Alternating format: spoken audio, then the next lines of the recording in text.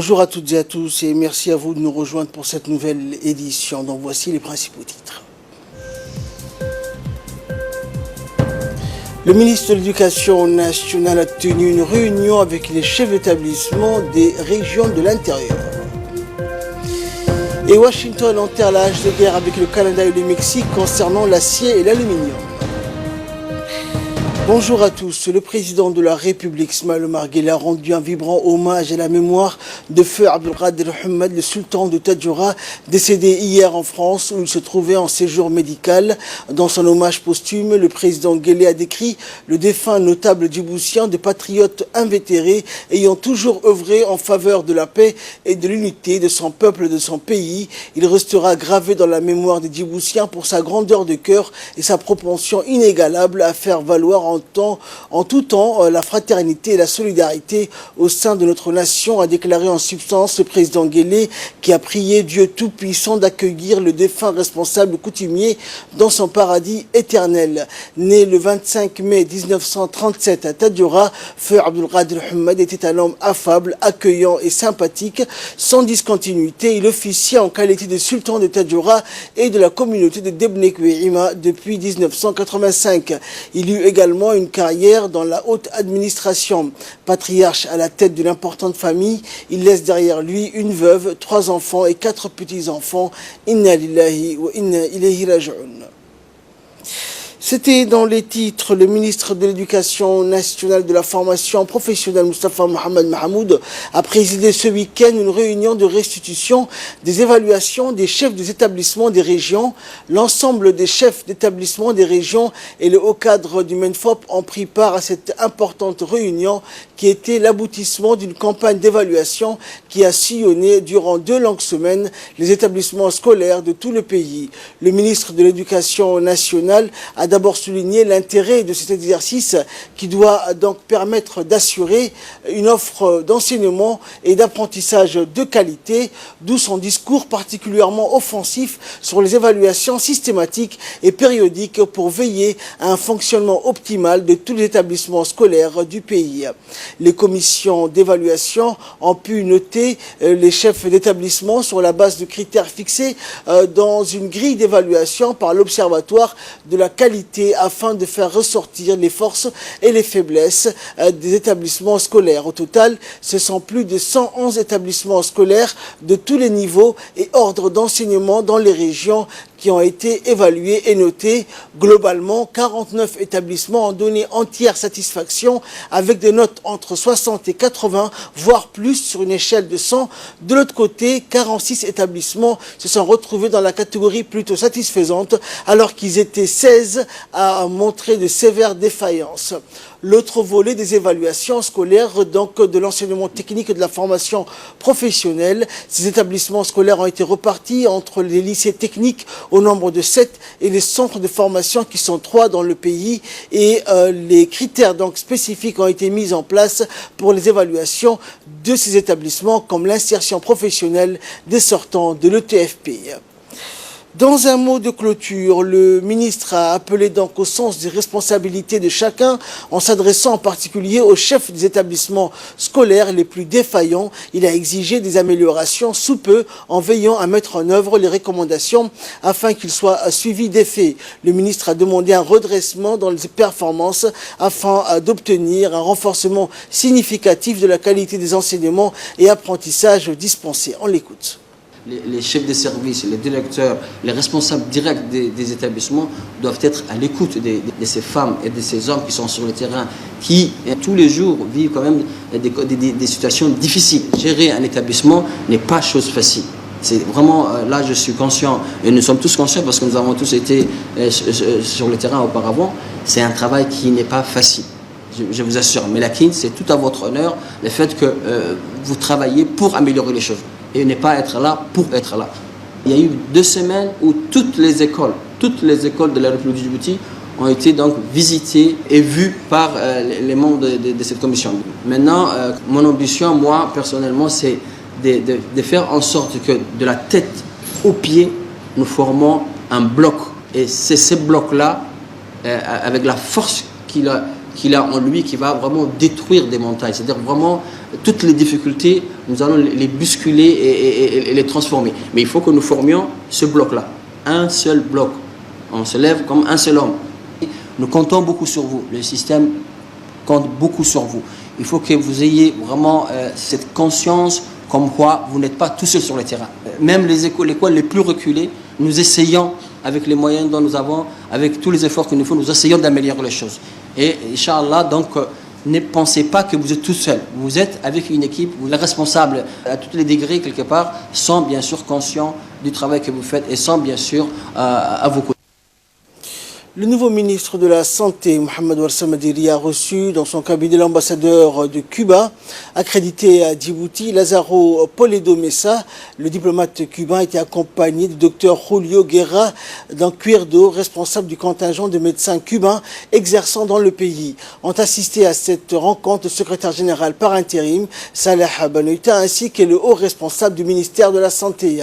Le ministre et son hôte ont discuté donc des axes de l'état de la coopération sanitaire existant entre Djibouti et Cuba, et durant l'entretien, le ministre de la Santé, Mohamed Warsame Madiri, a mis en exergue l'importance que revêt le partenariat djibouto-cubain dans l'amélioration du système national de santé. Il a aussi réaffirmé l'intérêt particulier que le gouvernement djiboutien accorde au renforcement de cette coopération. Le stade de Hassan Goulet a abrité une cérémonie de remise de clés d'un minibus au profit de la Fédération djiboutienne d'athlétisme, ainsi que la réception de 2 athlètes médaillés d'or lors des championnats des jeunes de cross-country et des championnats d'Afrique cadet en Côte d'Ivoire. Il s'agit notamment d'Abdelrazak Hassan, médaillé d'or championnat d'Afrique donc en Côte d'Ivoire, et Ide Hassan, médaillé d'or au championnat arabe. En pris part à cette cérémonie, le secrétaire d'État à la jeunesse et des sports, Hassan Mohamed Kamil, le premier vice-président de l'UNFD, Hassan Ahmed Bilil, le colonel de la garde-côte de Djibouti, Waïs Omar Bogorri, le directeur de l'Institut et le directeur des sports et du président de la Fédération djiboutienne d'athlétisme. Le secrétaire d'État donc de la jeunesse et au sport et le colonel de la garde-côte se sont réjouis des résultats remarquables des jeunes athlètes, particulièrement des jeunes Abdelazar, qui en plus de la médaille d'or a pulvérisé le temps en réalisant un nouveau record d'Afrique dans sa catégorie avec un temps record de 48 secondes et 43 centièmes. À travers ces projets, on réalisé des bonnes performances. Je profite à travers cette réception d'encourager et de féliciter d'abord les entraîneurs qui sont là-bas avec les athlètes depuis 9 mois. Sur l'année, ils s'entraînent à Addis Abeba durant 9 mois. Toujours en nouvelles du pays, dans le cadre des activités caritatives donc, du mois béni du Ramadan, l'ambassade du Koweït à Djibouti a distribué donc mercredi et jeudi dernier environ 700 paniers de nourriture et de nourriture aux familles les plus démunies dans la région d'Arta ainsi que dans le village donc, de Marsaki dans la région de Tadjoura. Et donc à cet égard, l'ambassadeur du Koweït et du Koweït à Djibouti, Youssouf Hussein Al-Qabandi, s'est rendu dans la ville d'Arta pour superviser la distribution de paniers alimentaires intégrés contenant de sacs de riz, de sucre, de farine, ainsi que des huiles et des dattes et autres conserves nécessaires donc aux familles durant ce mois béni du Ramadan. Ce don donc est offert par la Diwana Zakat koweïtienne et le secrétariat général des biens Warf au Koweït ainsi que l'ambassade du Koweït à Djibouti. Avec ce geste noble, l'État du Koweït accompagne donc comme toutes les dernières années les efforts du gouvernement dirigés par le chef de l'État en vue de soulager les souffrances des couches vulnérables de la société durant ce mois béni du Ramadan. Cette initiative est également une extension du soutien généreux de l'État du Koweït à notre pays afin d'améliorer les conditions de vie des familles pauvres qui ont besoin d'aliments de base durant ce mois sacré. La direction de l'élevage et des services vétérinaires en étroite collaboration avec le ministère de l'Agriculture, de l'eau, de la pêche, de l'élevage chargé des ressources halieutiques et en collaboration avec la FAO dans le cadre de son programme CERF et la coopération chinoise a été menée donc une mission de prospection de la brucellose animale à Tadjoura. Cette mission avait pour but donc d'effectuer des prélèvements sanguins afin prélèvement sanguin chez les ruminants dans les localités suspectées afin de déterminer la prévalence pour mettre en place une stratégie de lutte contre cette zoonose ou la maladie qui se transmet de l'animal à l'homme.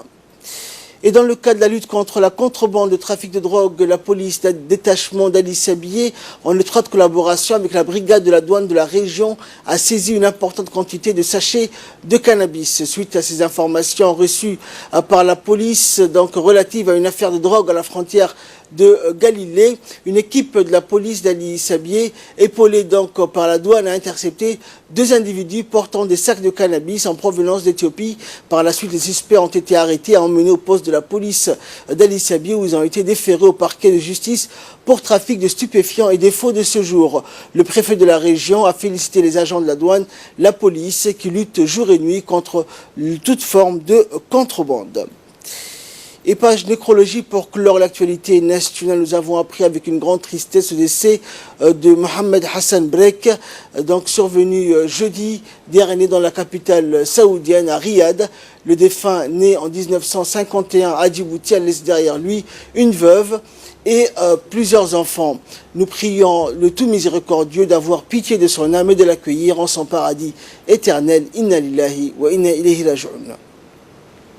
En nouvelles du monde à présent, en Australie, ouverture du bureau de vote des élections législatives. Le bureau de vote des élections législatives anticipées en Australie ont ouvert ce samedi un scrutin qui s'annonce le plus serré depuis des décennies. Quelques 14 millions d'électeurs sont appelés à renouveler leur parlement à l'occasion de ces élections anticipé voulu par les travaillistes du Premier ministre Julia Gillard pour obtenir la confiance des électeurs, mais dont l'issue s'annonce incertaine.